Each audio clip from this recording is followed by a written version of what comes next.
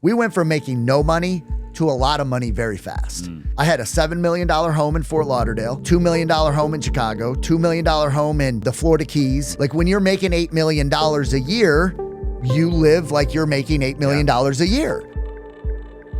And we never anticipated a storm. We ended up getting wrapped up in a lawsuit, losing everything. We were in a 2.5-year lawsuit. Cost us $7 million. I was on the news in Orlando.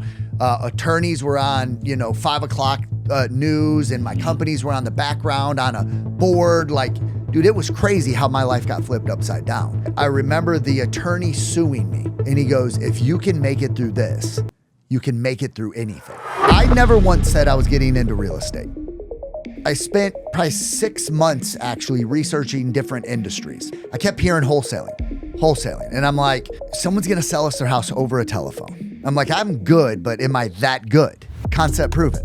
If he can do it, I can do it. I put a headset on my head again after, running a massive team, massive company for 4 months. It was me, 2 computer screens, a headset, and some leads. And I just got to work. We're getting tons of people success in the wholesale industry. I want to focus on that business. I'm 43 years old and I'm kind of figuring it all out again right now, man.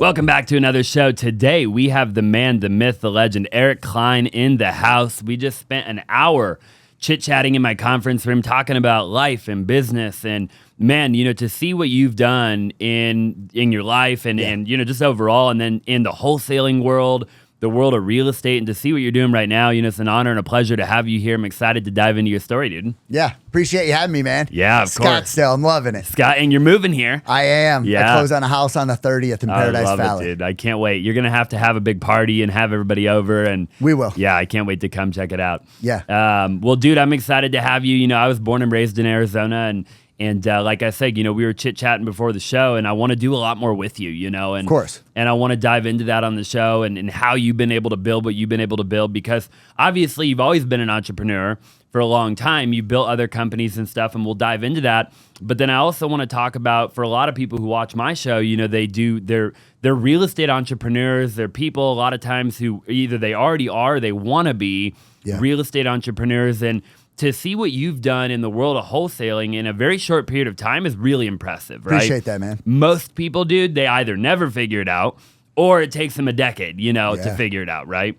And very few ever make it in our world. And I don't know why that is, and we'll maybe talk about that a little bit on the show, but give me just a quick backstory. Like, why did you get into wholesaling in particular?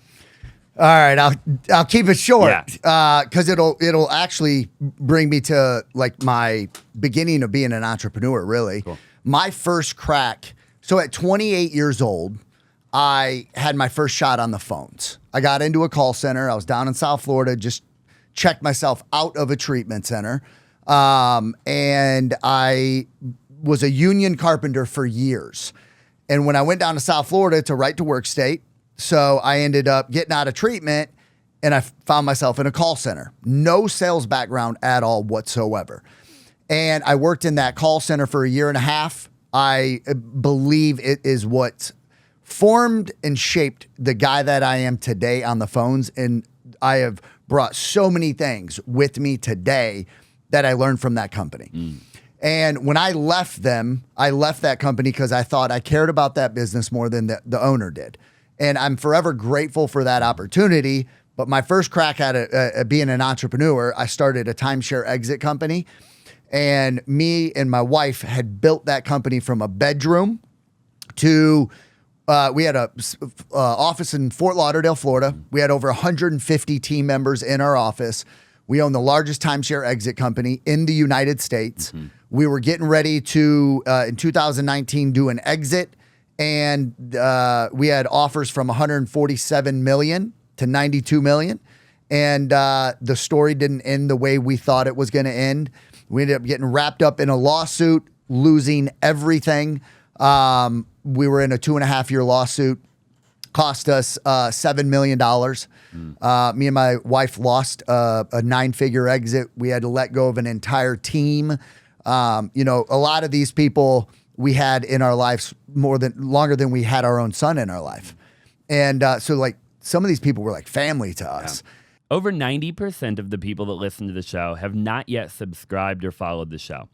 And if you subscribe or follow the show, it greatly helps me go continue to get bigger and bigger names on the podcast for you to listen to. It would mean the world to me if you would take just a quick minute, subscribe on YouTube, or follow the show on any platform that you're listening on, and I will make it my mission to go out there and to get bigger and bigger names for you to enjoy.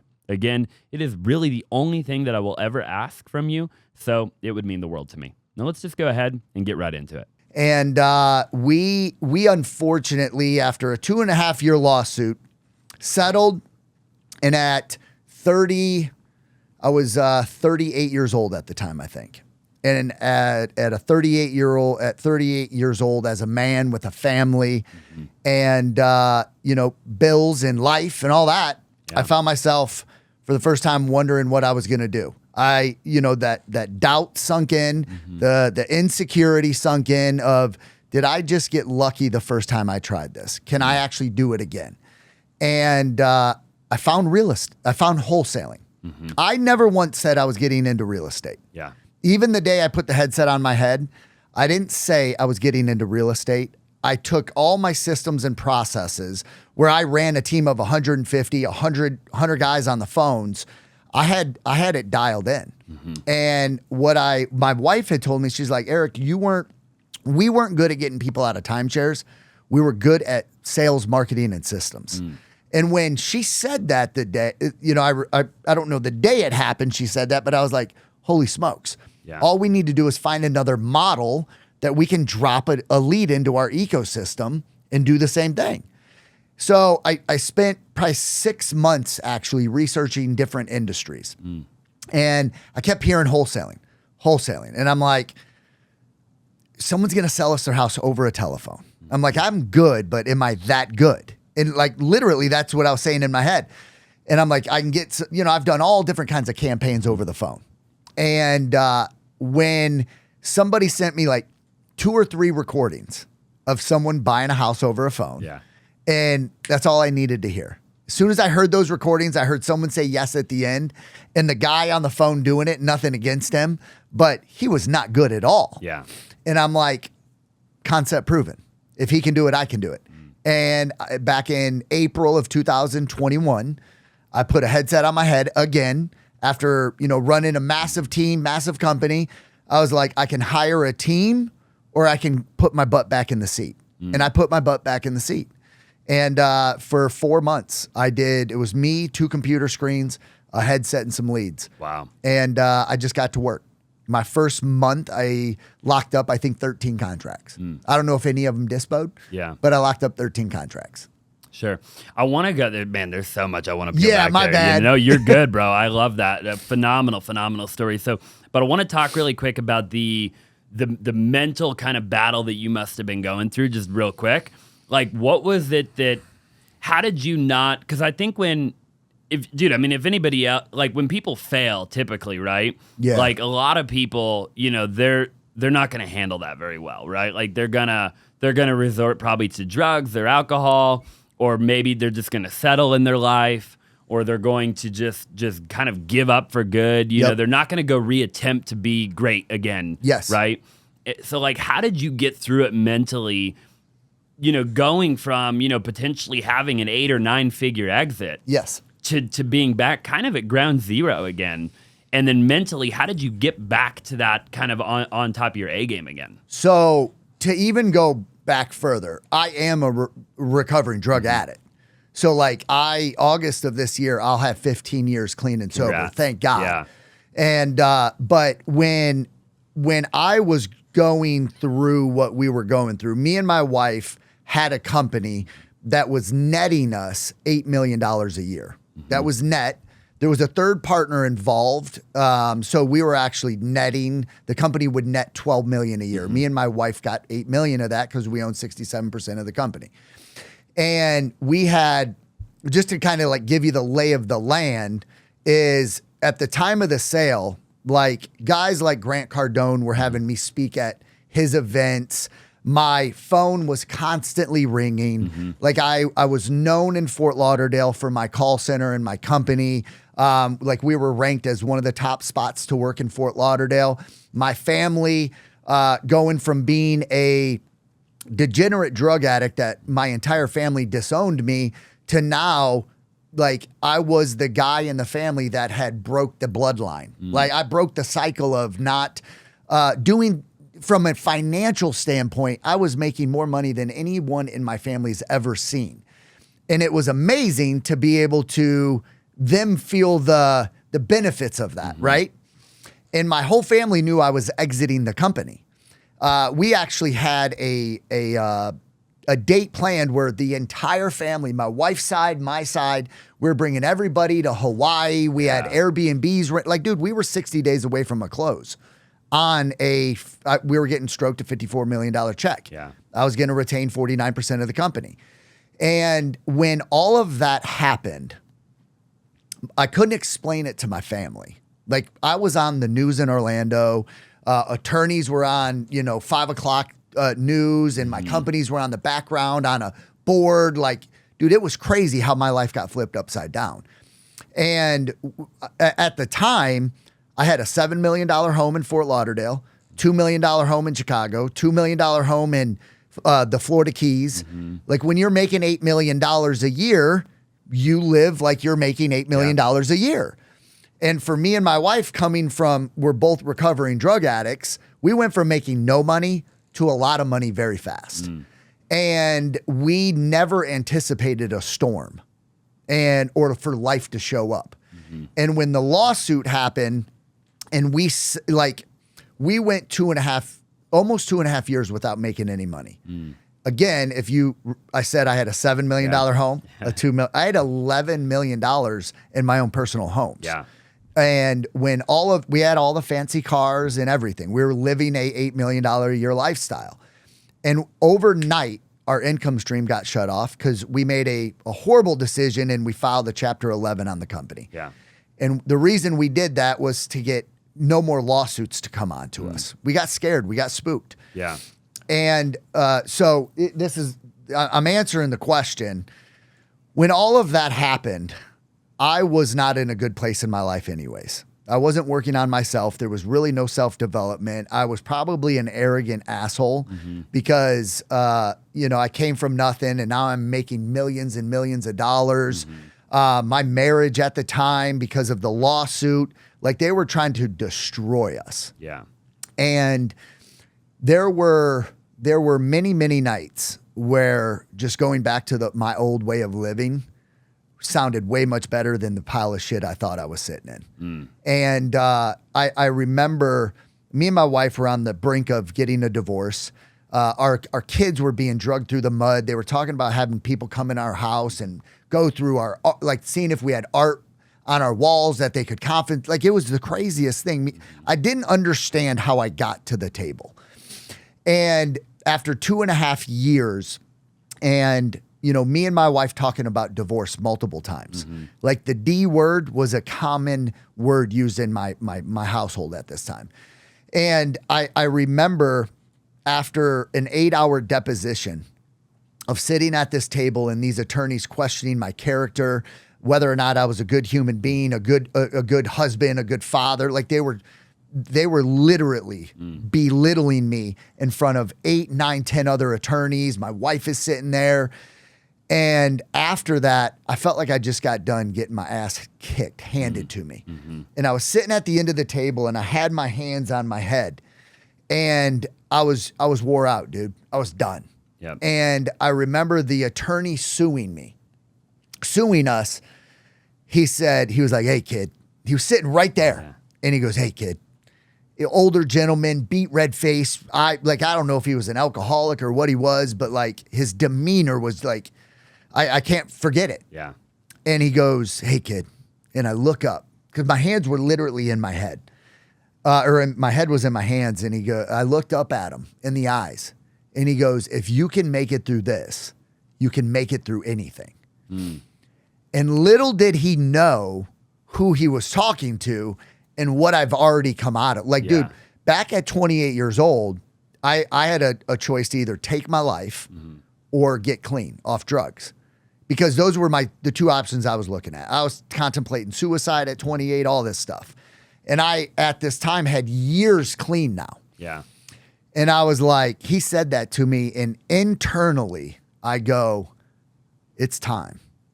I knew I get goosebumps. Yeah.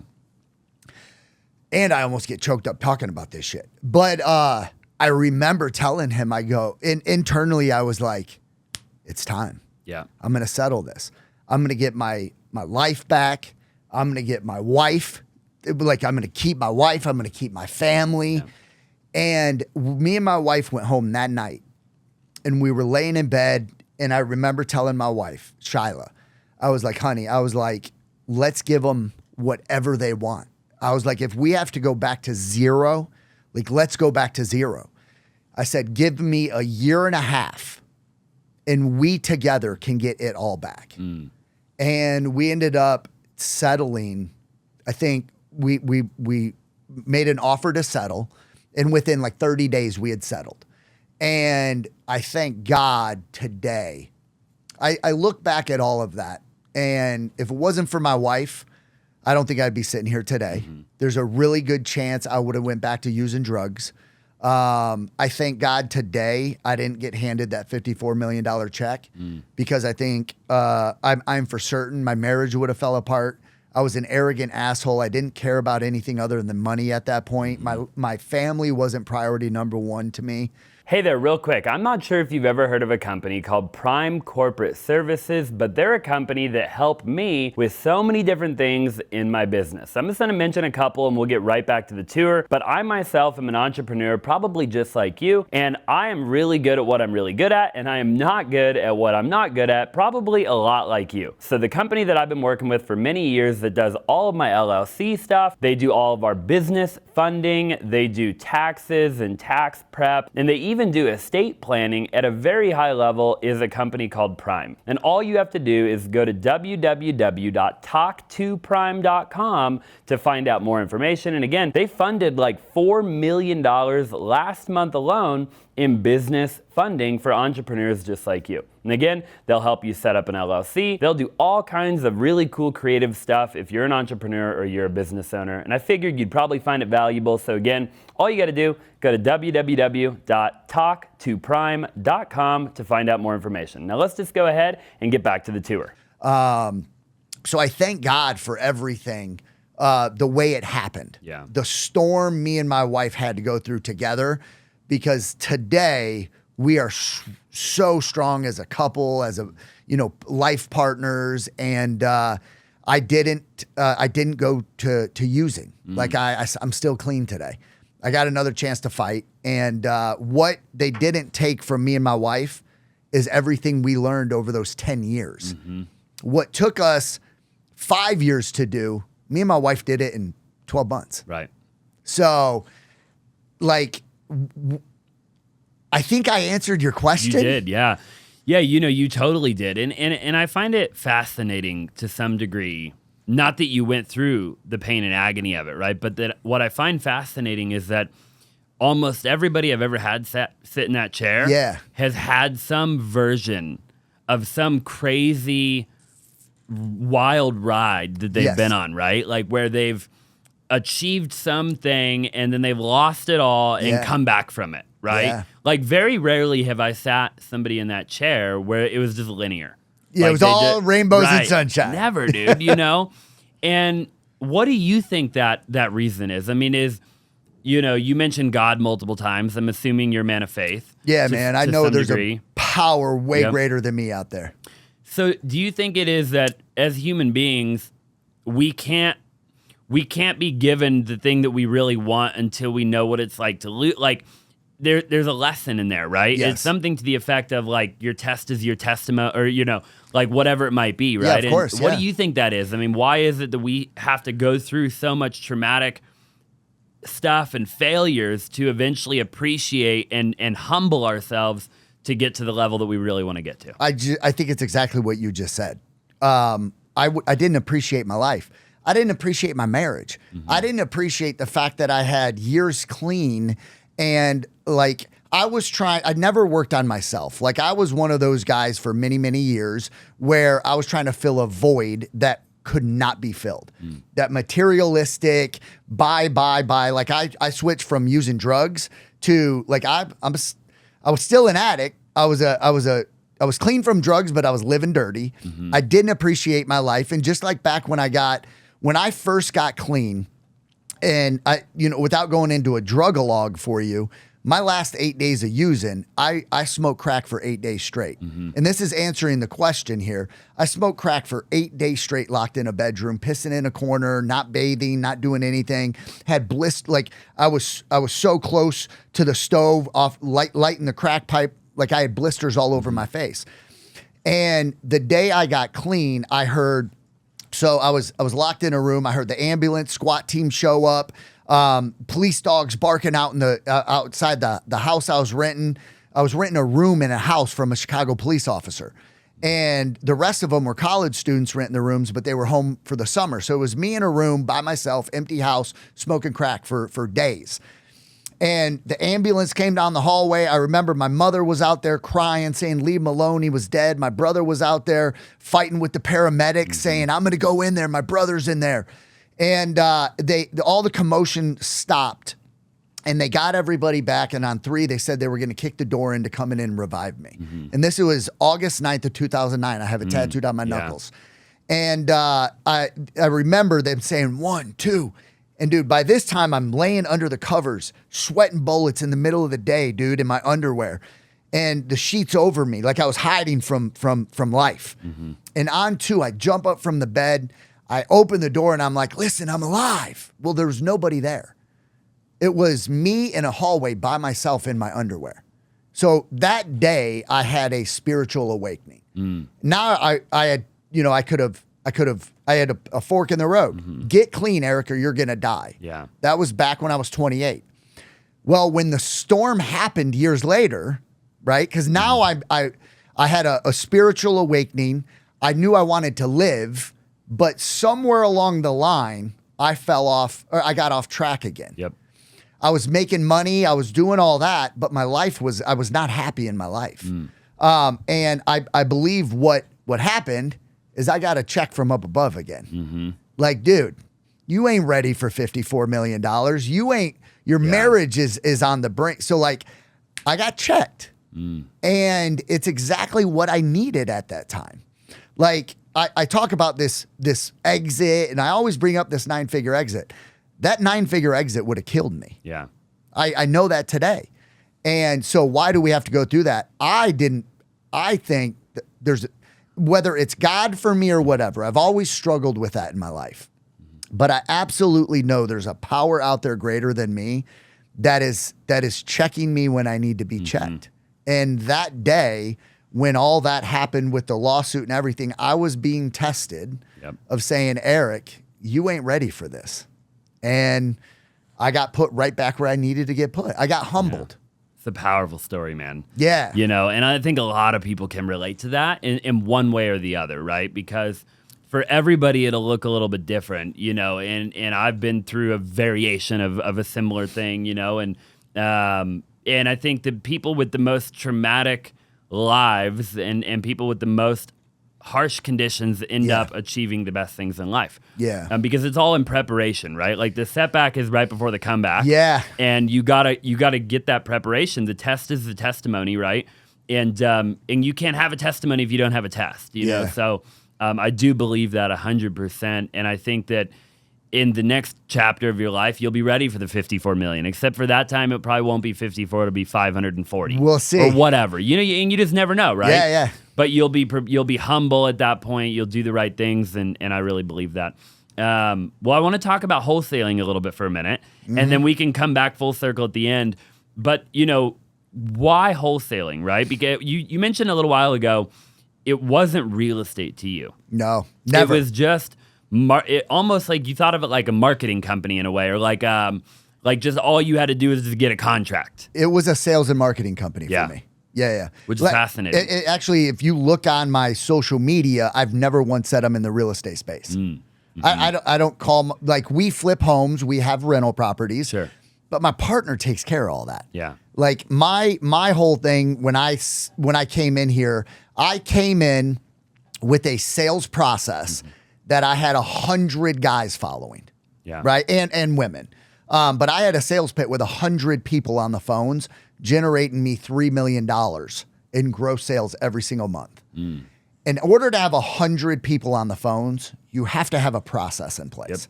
You can't let the prisoners run the asylum. So what I did in my 10 years of running that company, a year and a half in a call center of over 200 people, I had learned some things. And when my wife and I scaled that last business, we ended up building our own proprietary software when it came to a CRM. We actually own the software. It's not a Salesforce or Podio or anything. It's our software. Yep. So we had all these systems. We had our own software. I had a sales process that I knew I could scale with any campaign. As long as you follow my sales process, I knew I was going to have success with it. Yep. So when I came into the wholesaling industry, the light bulb went off. I'm like, if he can do it, I can do it. I got it. I made the decision. And all I did was I took the lead, dropped it in to all the systems I already had. Yeah. And I took my sales process. The day I jumped on the phone in this industry, I had a 12-page script. Wow. Before I ever made a phone call, I had a 12-page script, and people thought I was crazy. Like, dude, you can't script this out. I was like, watch, I will script this out. Yeah. From hello to goodbye, I scripted the entire conversation out. And now that I've started scaling my team, they've all bought into my process. Yeah. So never once did I get into wholesaling saying I was going to get into real estate. Powerful. We obviously chatted a lot before we jumped on the podcast, and for people watching, you were telling me that the majority, if not all, of your marketing right now is direct to seller. And for a lot of people that are newer, then you'll know that there are a million ways that you can get a wholesale deal under contract, right? A contract, aka below market value. You direct to seller being exactly like it sounds, right? We're going directly to the seller, meaning there's not another wholesaler involved. There's not another agent involved. So why did you go down that? Why did you take that route? And then where are you at in regards to that right now for people watching that want to build a cool wholesale company, right? Like, is it all cold calling or pay-per-click, PPL? Yeah, great question. I didn't know any other way other than virtually wholesaling. Yep. Like when I heard the idea, I didn't know people were going out to the houses knocking doors. I didn't know like they were actually doing that. And for over a decade, everything I've done has been over a telephone. And I'm like, all right, I can do this over a phone. I personally believe what can be done in person can be scaled much faster over a phone. Sure. And more efficient. That's just my opinion. And so we do 95% of our deals are from cold calling. 100% of our deals are direct to seller. I've never done an on-market deal. Wow. I've never dealt with an agent to try and work a deal out with them. On the back end, I have to get rid of a deal, not on the front end. And then, so our main marketing channel is cold calling. Since the day I started to today, we've gotten a 10x return on our spend. We do PPC today, Google Ads. We've never gotten more than a 5x return on our marketing spend. We hover around 4.7. So for anyone out there listening, if we spend $1 in Google Ads, we get $4.70 back. Yep. On cold calling, if I spend $1, we're going to get $10 back. And we've tried the PPL. We had success with it, but we just, I don't know, we stopped it. Yeah. We're testing Facebook ads right now. How's that going? We're doing 12.75 leads to a contract right now. That's not bad. We have in the pipe last month, we got 51 leads, 4 contracts for a projected profit of 204. Okay. We've already canceled one of those contracts. We have 3 still pending. Yep. So we'll see how it plays out. Yeah. We're doing Meta right now too. Yeah. That's why, we turned it on about a month and a half ago. We're not even into it. We've already got like 12 contracts. Yeah. I think we've only sold like 4.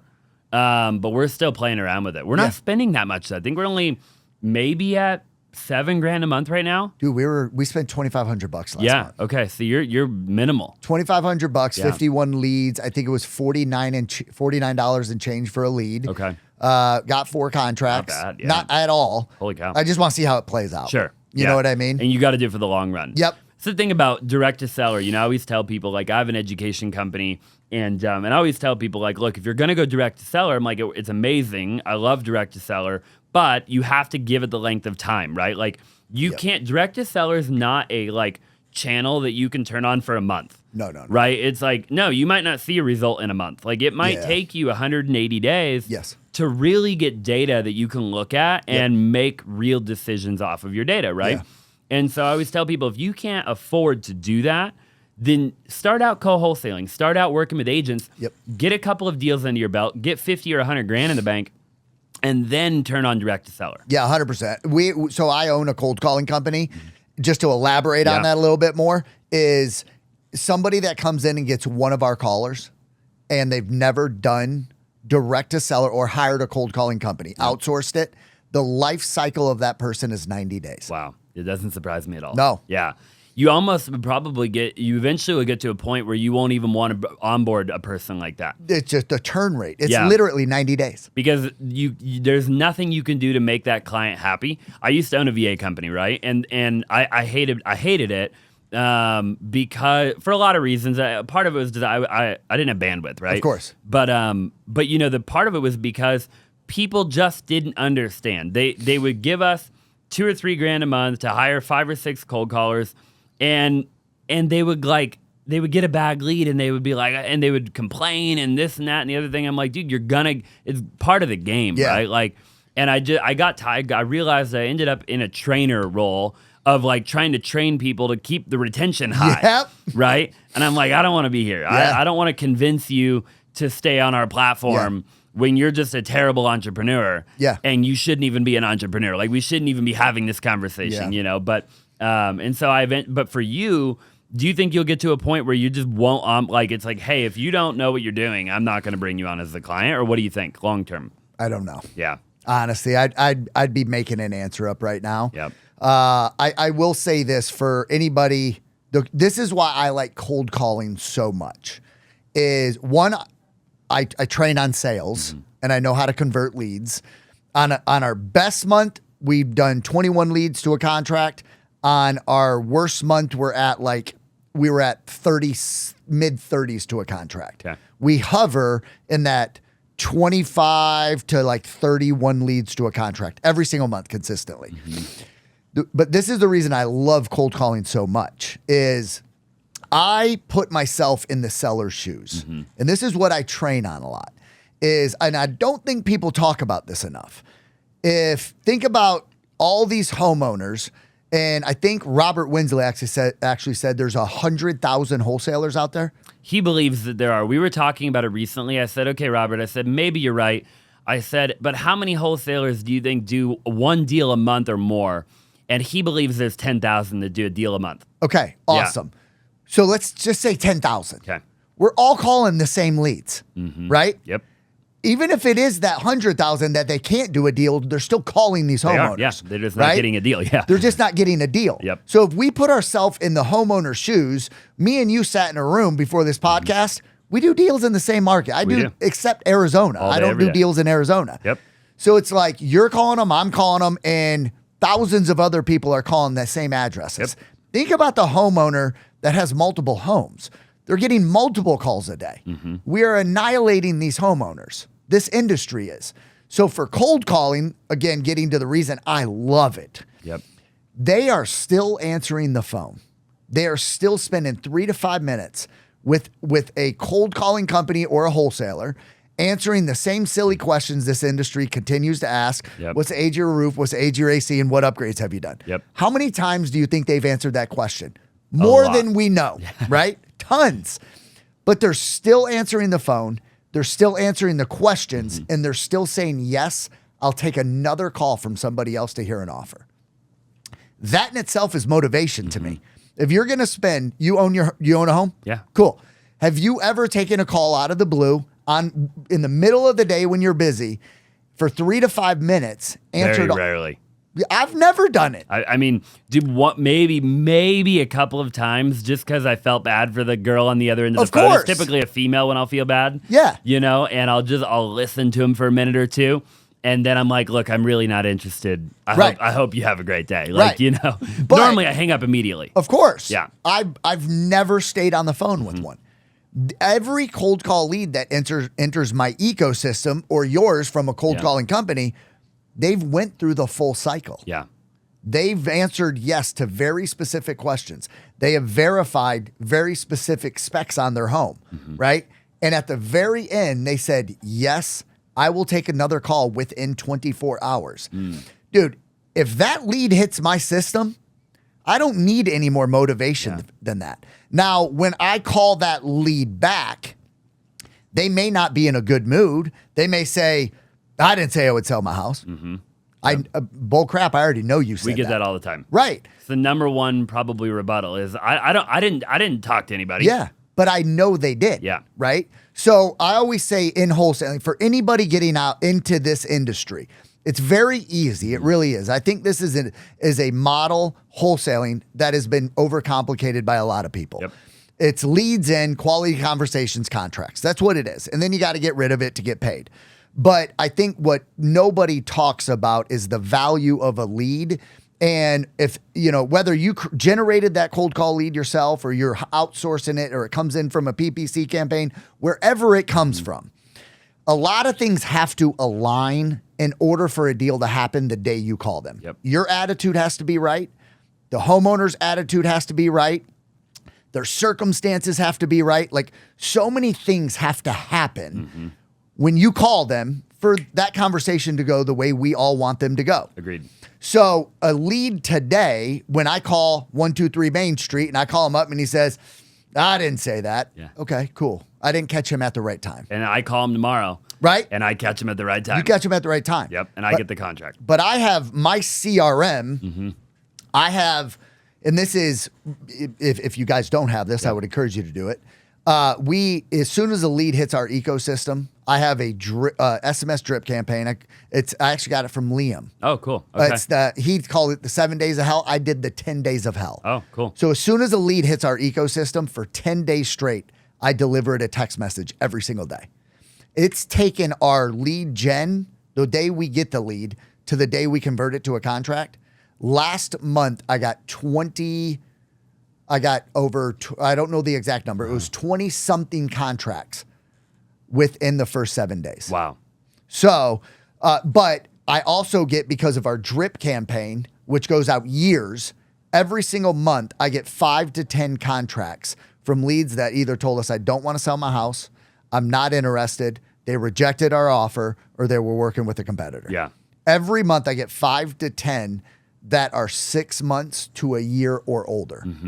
So follow-up is king, man. Yep. Like, a lot has to go right in order to get a deal on a phone call. So a lead today is not just because they say no doesn't mean it's a bad lead. Never. It's just not the right time. I always teach, I love that you're on the podcast and you're on the show. You and me have a very almost identical outlook when it comes to everything you just mentioned. Because you got to remember, I got into wholesaling and all I did was cold calling for 7 years. Love it. 7 years. We cold called, right? I had 28 cold callers just servicing my company alone. Love it. Full time, right? And I always told people, even my retail team, dude, I built my retail team. When I initially built my retail real estate team, because I had my wholesaling company and my retail team, right? And they shared a lot of the same leads. Of course. Because I told my retail team, I'm like, look, if the wholesale guys give up on that lead, you call it and go see if you can go get a listing appointment. And then when you're out at the house, if you realize they're really a cash deal, then kick it back to wholesale, and then I'll get you paid on that deal. And then if you're a wholesale guy calling and then you realize it's a retail, then kick it over here and I'll get you paid, right? Yeah. But anyways, I would always tell them, I said, look, if you have a phone number that goes through to a human, you have a good lead. You have a lead. You have a lead. If they own a home and their phone number works, you have a lead. Because today they're not interested in selling. Tonight they go home, they get in a fight, they realize their spouse is cheating on them, they have a huge blowout, they bring up the D word. Tomorrow they want to sell. Time and circumstances. Every homeowner will sell. Yes. It's not a matter of if, it's just a matter of when or how, right? They might die in the home, but then their kids are going to sell it. Because they're going to inherit it. They don't want it. and they're going to sell it, right? Somebody's going to sell that home at some point in the future, right? And it'll either go on the market with an agent or it'll go to a cash buyer, period. Are you going to be in front of them or top of mind when that happens? When that happens. That's it. So the only question. And I know that. Yep. Yeah. So like again, touching on this whole, the lead does not exist. Everyone out there that's getting into this industry, the lead does not exist where you're going to call them up and they're going to say, hey, Johnny, thanks for calling me. I'm going to sell you my house today. Below market value, deeply discounted. That lead does not exist. No. So no, it doesn't, dude. You know, and man, I love that we're talking about it because I think so many people, they don't understand, you know, and that brings up, you know, one of the things that I see a lot of newbie wholesalers, you know, get in and they're like, it's saturated. The market's saturated. No. I'm like, it can't be saturated by the very nature of everything we just talked about. Because you'll call them today, and if your ACT guy calls in sick tomorrow, my ACT guy will show up, and we'll have and vice versa, right? And so if my guy calls in sick, your guy's going to be working. Yeah. And the right time at the right place, the stars will align, and you'll get the deal. 100%. Somebody will get the deal, right? Yeah. And so it can't be saturated by the very nature of the planet that we live on here. It's saturated with amateurs. Yeah. That's what it's saturated with. Like the conversation you and I had before this, because you were saying, man, I'm going to jump back into cold calling. Awesome. I was just giving you my top markets I was in. Yeah. And you're like, maybe we should. I don't look at it as competing. Yeah. Dude, if your guy can win over my guy, let the best man win. Yeah. Like, that's how I look at it. Great like, mindset. I don't ever look at it as competition at all. There's way too many leads out there. Way too many leads for it to be competition. Dude, there's 150 million houses in America. There you go. Right? You know, so, I mean, at the end of the day, I think Robert is the one who says 8 to 10%. I could be wrong. I think it's 8 to 10% at any given time will turn over to a cash buyer. Yeah. So what are we talking about? At any given time, 8, what is that? Would it be like 10 to 15 million? I want to say at any given time. Somewhere in there. Give or take, right? Yeah. That at any given time will turn over to a cash buyer, right? So like, and we just got through talking about there's only 10,000 wholesalers doing a deal a month. And dude, I would argue that there's only... Is that a lot, you think? Dude, I told Robert, and I'll say it here because I told Robert, I said, Robert, I think you're wrong. I said, I don't think there's that many. I said, I think you're wrong. I said, I have a belief that there's 1,000 wholesalers doing a deal a month. Doing it? Yeah. Yeah. I don't think there's that many, dude. I really don't, man. I've been in the industry a long time. And I know all the big dogs, and there's just not that. Now, there's people who get lucky and get a deal here or there, but the amount of people doing consistent deals, running it like a company, is very few. Right. In the whole nation. Yeah. I think it's under 1,000 in my opinion.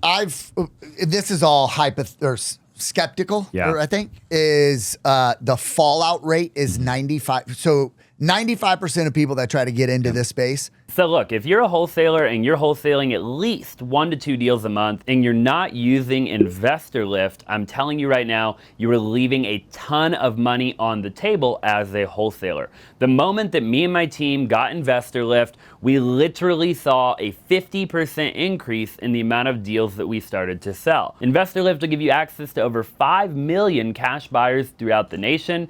And I'm telling you right now, it is a tool that will change the game for your business, okay? So look, all you gotta do is click the link down below or it'll pop up on your screen right here. Make sure that when you book a call with Investor Lift that you mention my name so they give you a discount. Now let's just go ahead and get back to the show. End up quitting. Yep.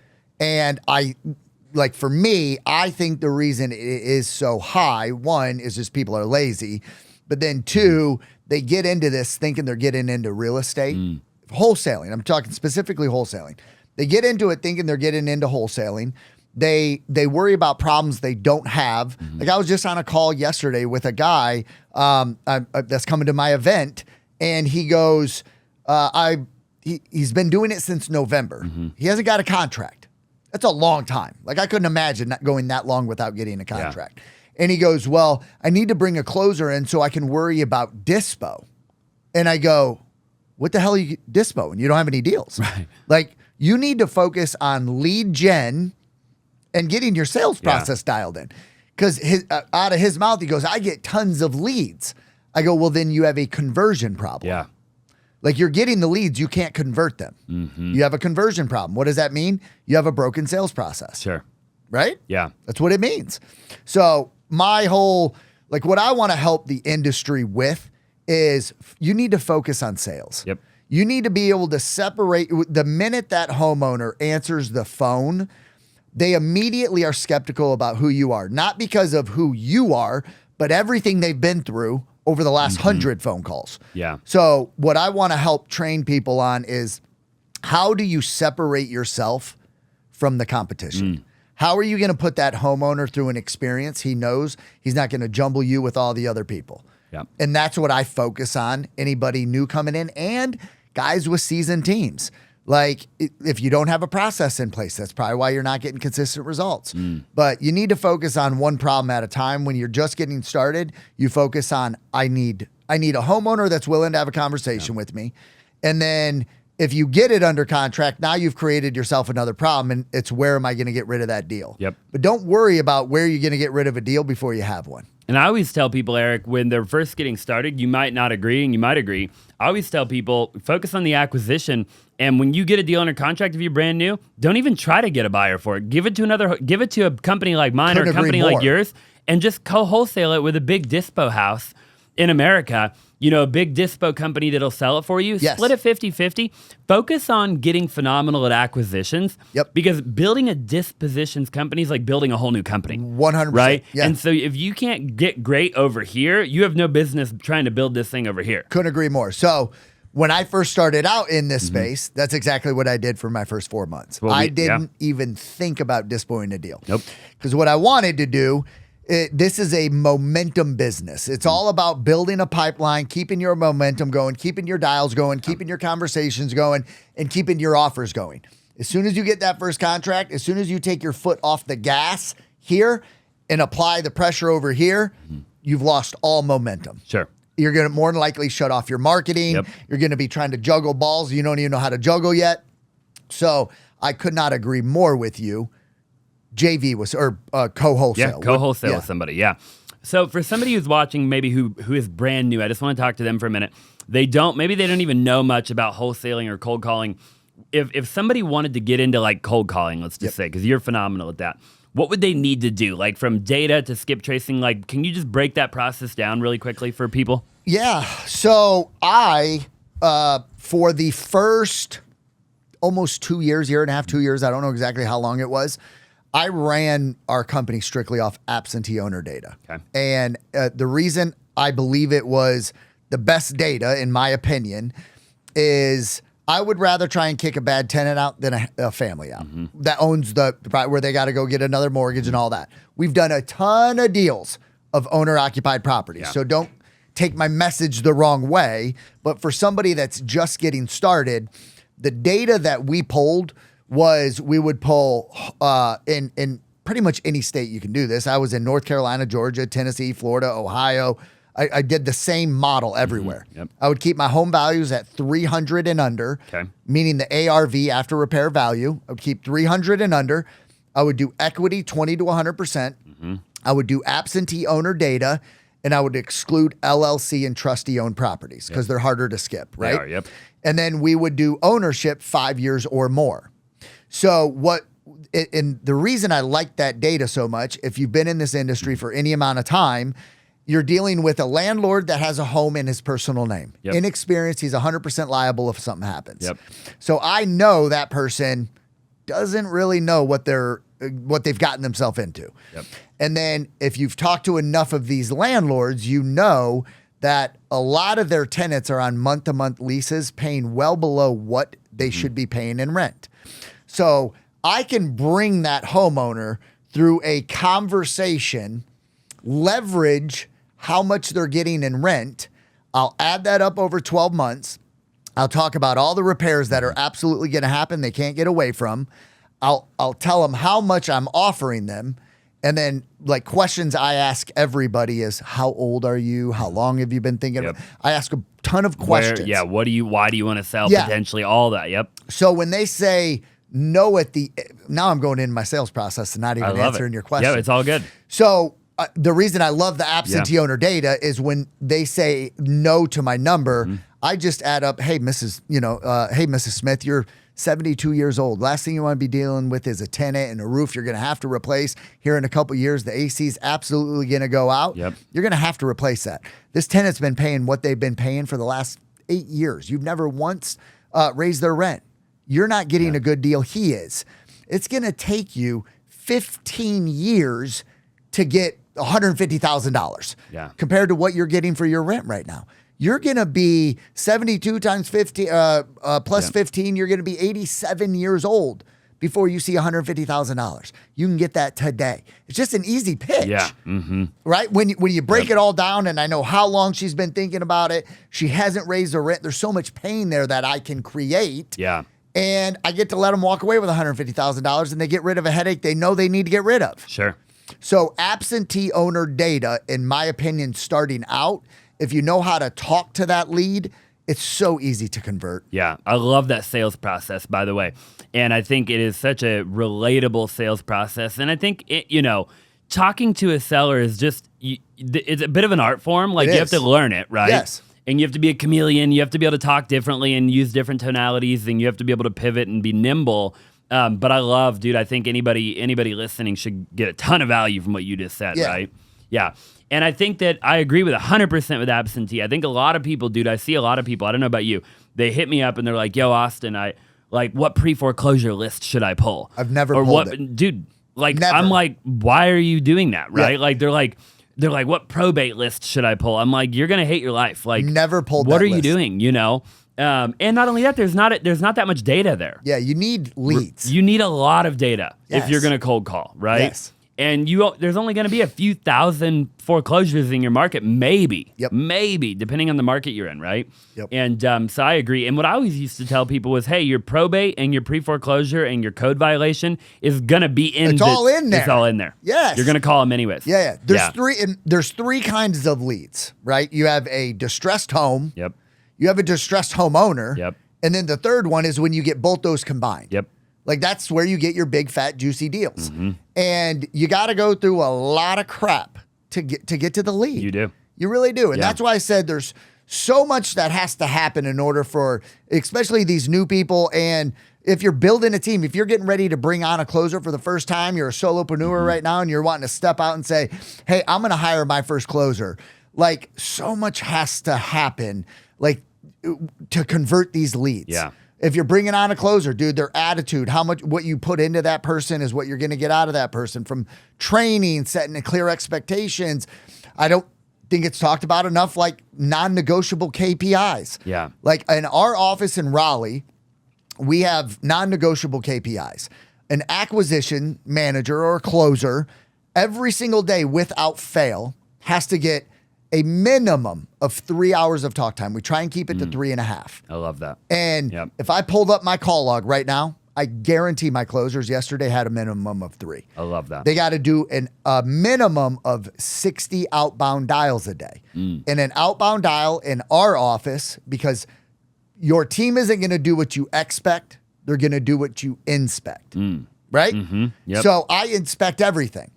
And a dial in our office is we do click to call, right? So they click it, it dials. Yep. So when you click to call, it has to ring a minimum of 3 times. Got it. So I know my team isn't sitting there just clicking and pumping their numbers up. Sure. So on 3 rings, if I were to sit here and call your phone 3 times, 3 rings is enough for you to be like, yes or no, I'm not going to answer it. Yep. So they do a minimum of 3.5 hours of talk time. They got a minimum of 60 dials outbound. And then they have to make a minimum of 3 offers a day. And an offer in our office has to be brought through an entire sales process. Okay. Not just, I get them on the phone, hey, we might be able to offer you between 120 and 150. Is it a verbal, or they got to send a contract? A verbal. Okay. A verbal offer that has been brought through my entire sales process. Sure. We bring them through we qualify every home, right? The acquisition manager isn't the decision maker. It's our underwriting department. Yeah. So at the end of the pitch, before an offer is made, we put every homeowner on 2 holds, 2 3-minute holds. And it's us getting up from our desk and running back to the underwriters department. Yep. But really all we're doing is putting our phone on mute for 3 minutes and listening to what the homeowner says. We come back from the 3-minute hold. We say, I don't have good news. I don't have bad news. They had a couple more questions. I'm one of 7 acquisition managers. They're looking at multiple properties right now.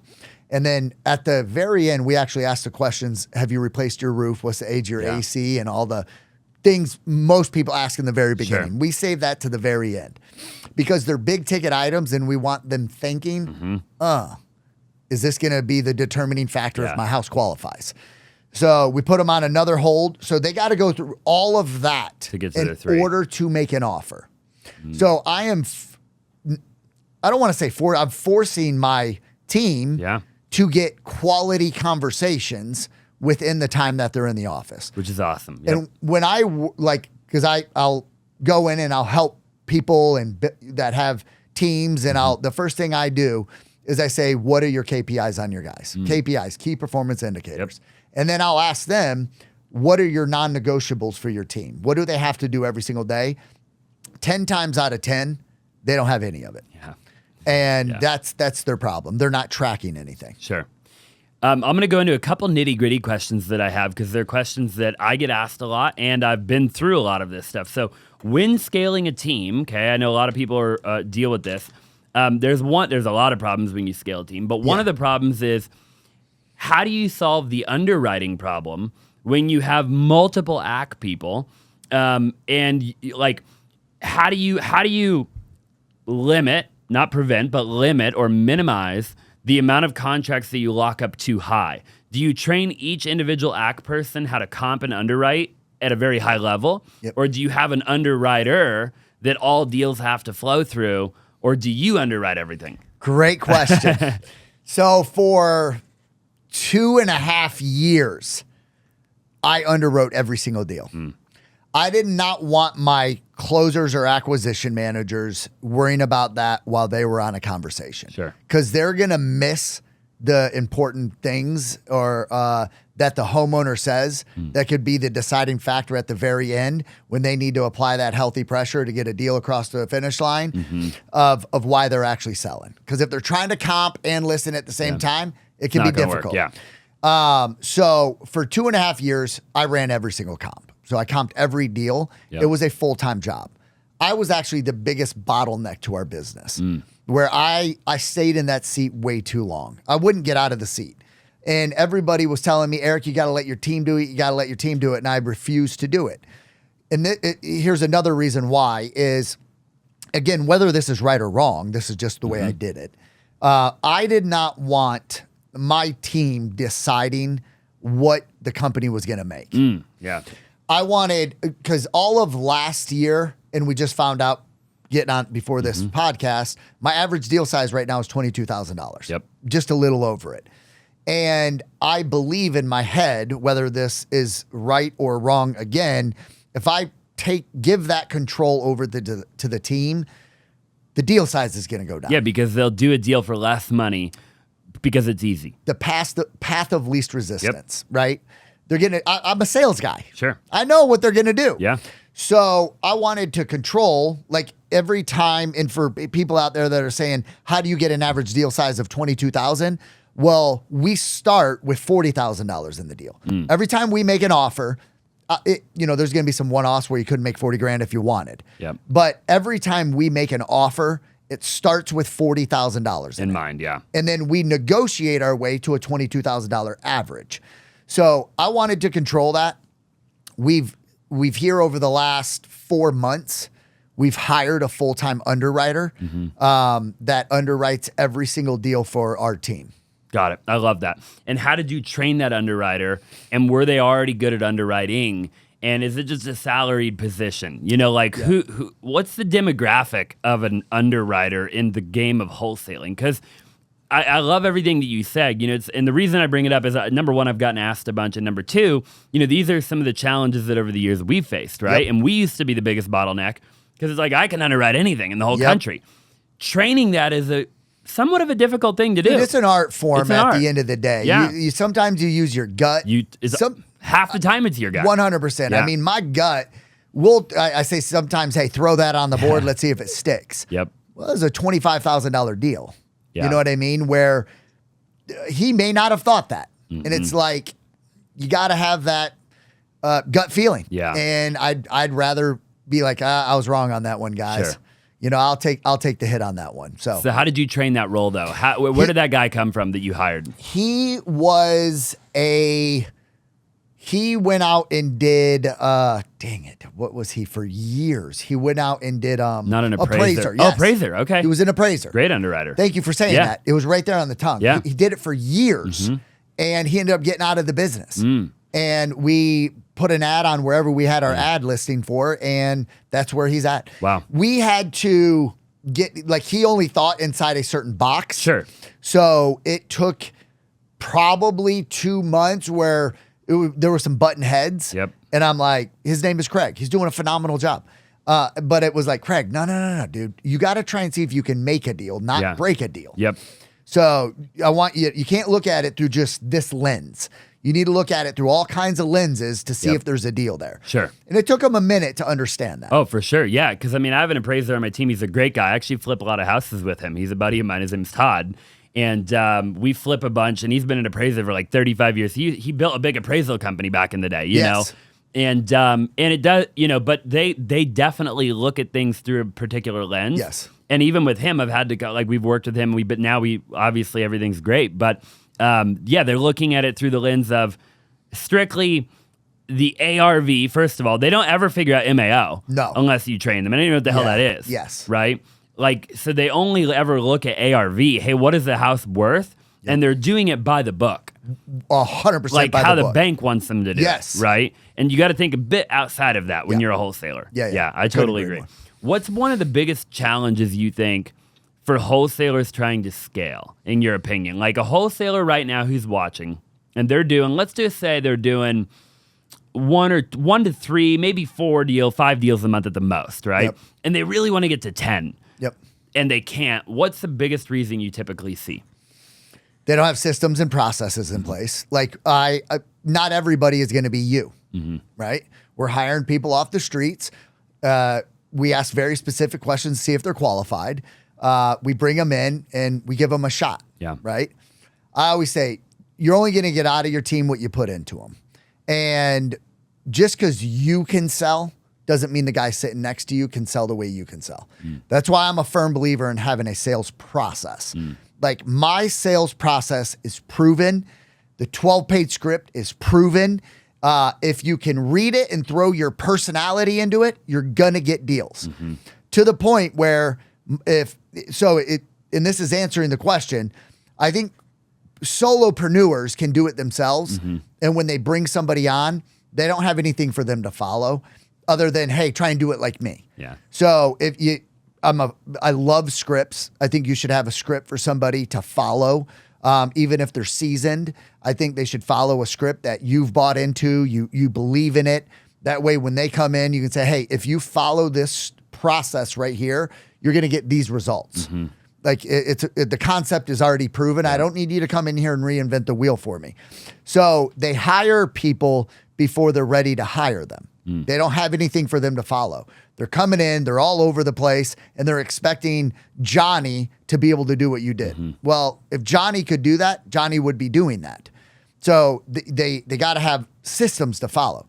You got to have training. They got to audit their team all the time. Like they got to inspect what they're doing all the time. Yep. Because now you're putting the trust and faith into somebody that's not paying for the lead.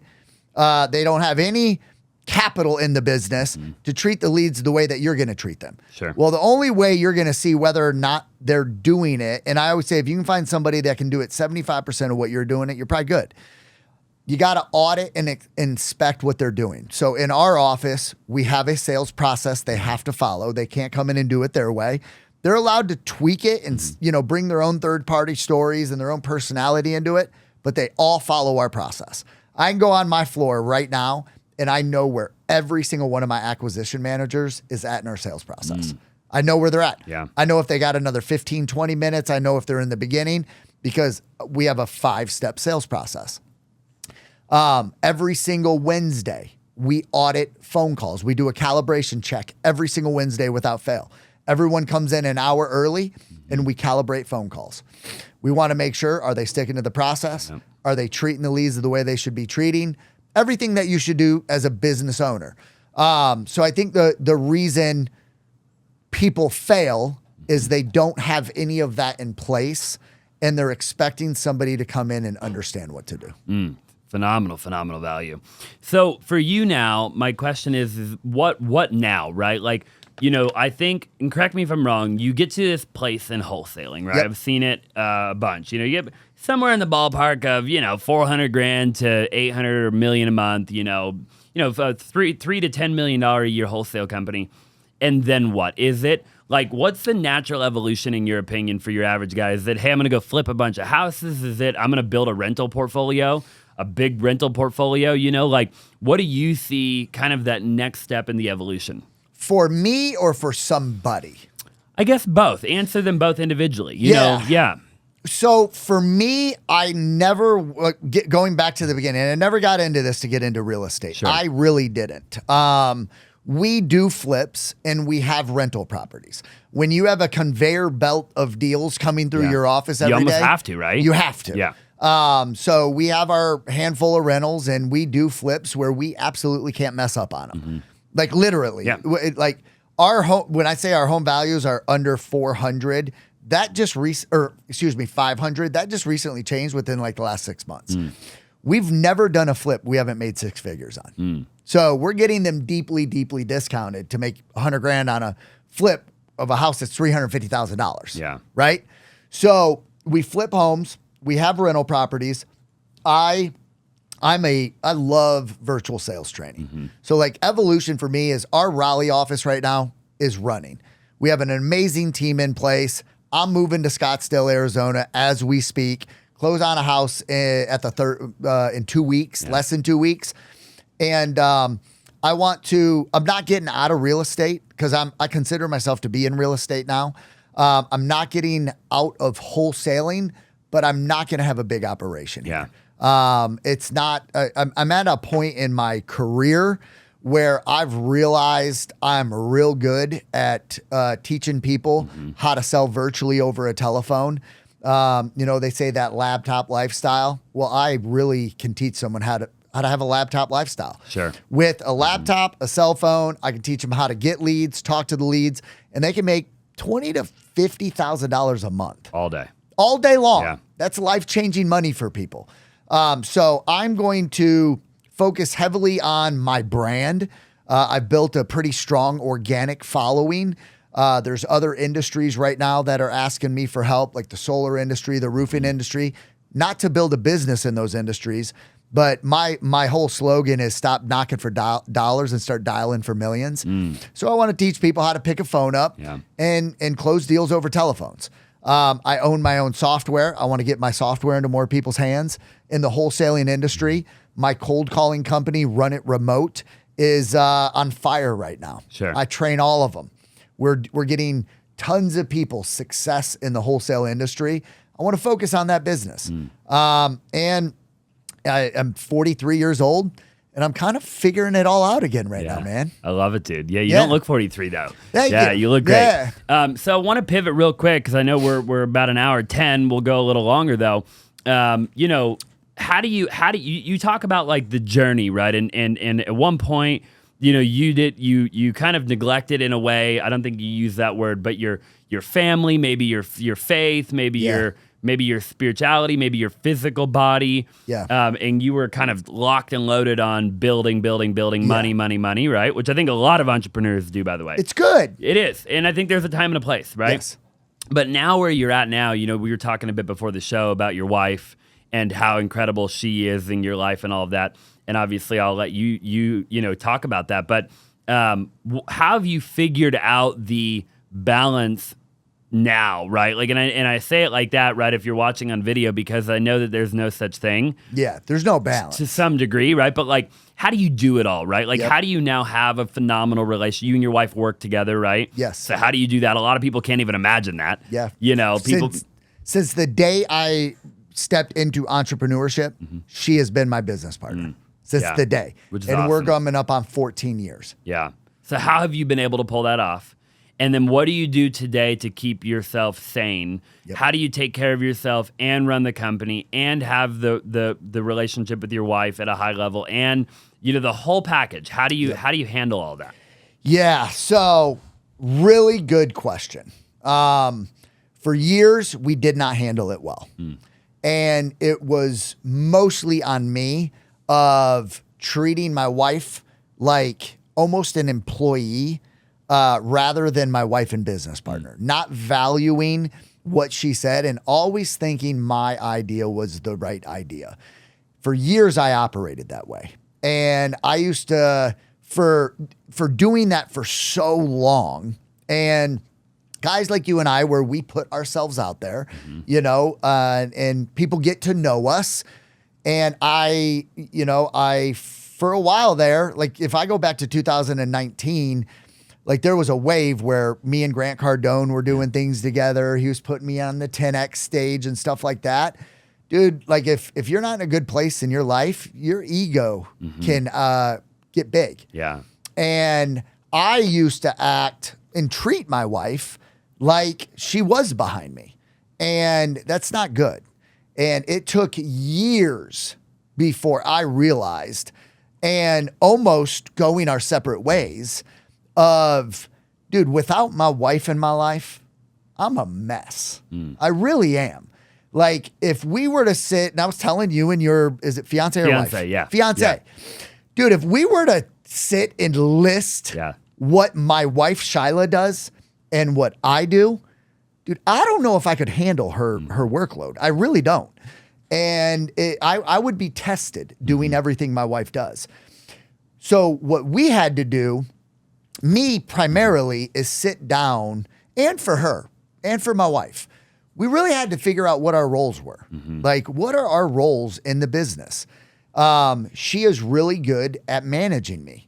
And when you have guys like us, where, dude, I'll run through a brick wall before I know I hit the wall, right?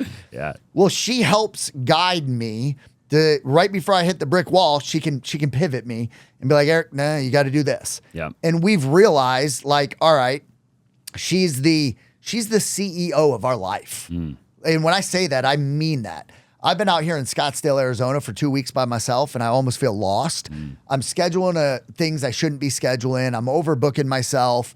And she makes sure our kids, our life, our home, like, dude, when I go home, I have the most serene place to go home to.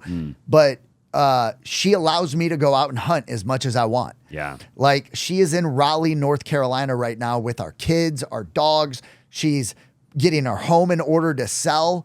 And she said, you can go out to Arizona and I'm not going to, you don't have to worry about anything. Go out there and get us established, start some momentum going. Yeah. I'm going to get us an office. Like, she has not bothered me with anything. It's awesome. And I know the power in that, dude. Like, I don't have to stress about a lot. There's a lot of things that, like, if you ask me right now, what are our monthly bills? I don't have a clue. Yeah. Like, I don't have to worry about that, but she knows that's her role. And she's taken it upon herself to handle all that pressure, dude, because it's pressure. For sure. So big time. It was us getting aligned, going through the storms that we've went through, and we've made it through a lot together. And I know if me and my wife today, which is not happening, but if me and my wife split up today, dude, I'd be in a rough spot. Yeah. Like, I would not be the man I am today. I would not have the confidence that I have today, because the days that I don't have the confidence, and we have those days. Like, I'm sure you doubt yourself sometimes. All the time. Exactly. Yeah. I'm that same guy. Human condition. Human condition, dude. And my wife on those days is that person where she's like, Eric, you're the man, dude. Like, get your ass up and get going. She's my number one cheerleader, my biggest fan. And she is 50%, if not more, of the reason I'm sitting here today. So cool. Yeah. So cool. How have you structured your days to do what you do, right? I think a lot of people who are brand new to entrepreneurship really have been trying to figure this out forever, right? We see YouTube videos made on it and everything else under the sun, from biohacking to cold plunging to sitting in the sauna to meditating, right? Yeah. Like, how have you structured your day to be a 7 or 8 figure entrepreneur, 9 figure entrepreneur? Yeah, good question, man. A lot of good questions, dude. In the beginning, it's just complete grunt work. Yeah. And I think people underestimate, like, hard work ethic goes a long way. And there's going to be days you're stressed out of your mind. You're going to think you're going crazy. And that's all part of it. Like, you went through it. I went through it. I still go through it today. But in the very, very beginning, you just got to pick a shovel up, pick the phone up, which feels like 100 pounds sometimes, and just keep dialing. In the very beginning, just keep dialing. Fake it till you make it, right? But now what I do is, like, I work out. Like, dude, working out for me is a game changer. Have to do it. I have to do it. Yeah. Like, since I've been out here, I'm doing it 2 times a day. Wow. Which I love it. When I get my office, am I going to be able to manage my time enough to do it 2 times a day? I'm going to have my wife out here, my kids, probably not. Yeah. But I work out every single day. Me and my wife, believe it or not, like 6 months ago, we're not doing it now because she's in North Carolina. I'm here. Dude, we were getting up at 5 o'clock in the morning. And I think this is one of the biggest game changers for me and my wife. Dude, we were going on a 30 to 45 minute walk before our day ever started. The kids weren't up yet. We were going a 30 to 45 minute walk without our cell phones. And it forced me and my wife to have conversations we never would have had, which is amazing. And we're going to keep doing that when we're out here. So like, that's for couples. Like, that was huge for me and my wife. Yeah. In the beginning of those walks, I was actually bringing my cell phone, and she's like, Eric, this ain't what it's supposed to be. So I'd leave my phone at home, and dude, it just got her and I on a whole nother level of being married. Some walks we would talk about life. Some walks we would talk about business. Some walks we'd talk about our kids. Yeah. But working out, walks with my wife. My wife and I are trying to right now get back into a church. It's been years since I've done that. Yep. And I know the further away I get from that connection, I start thinking I'm doing it on my own. And I know that's not true. So out here, she's already been researching, like, what church can we go to?